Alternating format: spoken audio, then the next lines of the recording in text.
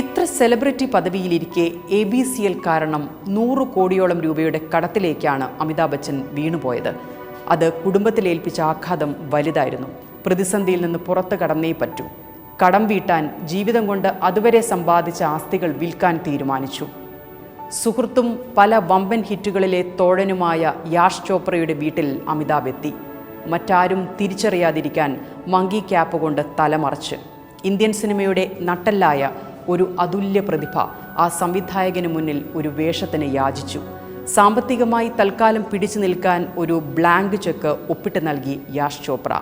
അമിതാഭ് അത് വാങ്ങിയില്ല. പണം സ്വീകരിക്കാം, പക്ഷേ ജോലിക്ക് പ്രതിഫലമായി മാത്രം. യാഷ് ചോപ്ര മൊഹബത്തേൻ എന്ന പുതിയ സിനിമയിൽ അമിതാഭിനെ കാസ്റ്റ് ചെയ്തു.